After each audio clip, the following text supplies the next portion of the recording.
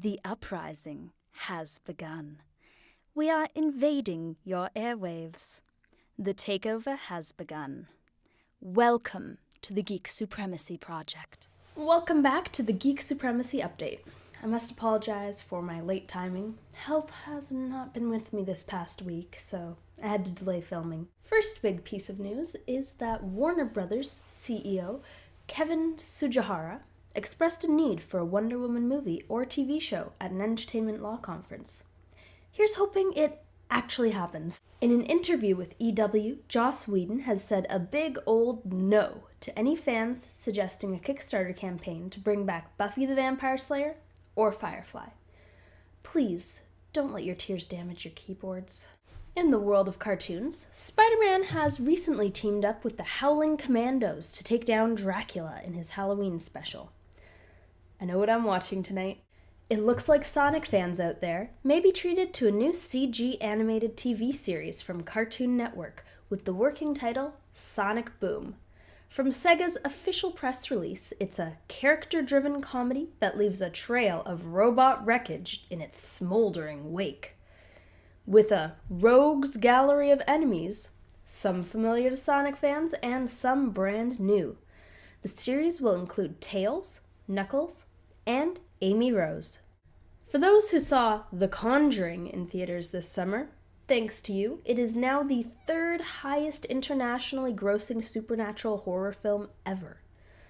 Not too shabby for a midsummer release. According to Hollywood Reporter, Brad Pitt's production house Plan B is back at transforming the disturbing graphic novel Black Hole into a live-action feature with David Fincher pegged to be the creative force behind the Charles Burns adaptation. Marvel and Disney are teaming up to promote science amongst young girls with a contest to find the next Jane Foster, giving high school girls over the age of 14 a chance to meet some of science's top women and have the experience made into a documentary. Who needs to be a princess when you can be a master of science?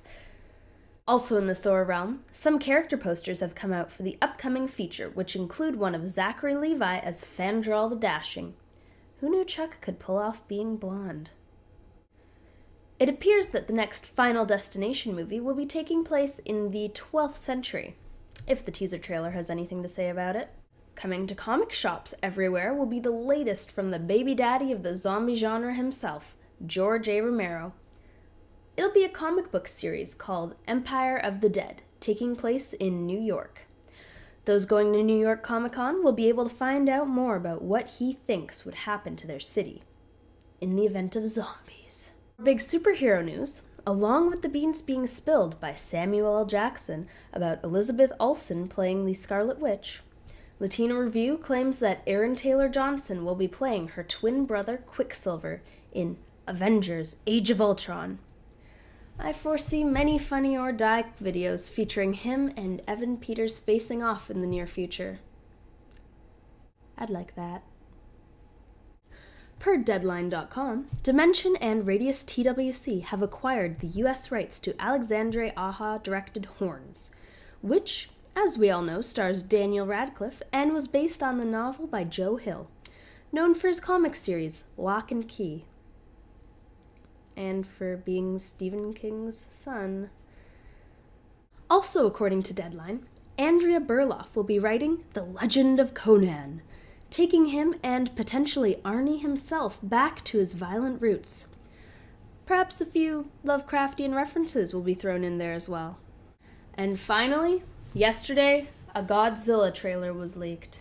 Did you watch it? Because I did, and I have to say, don't bother. Wait for them to officially release it because the quality of this is abysmal.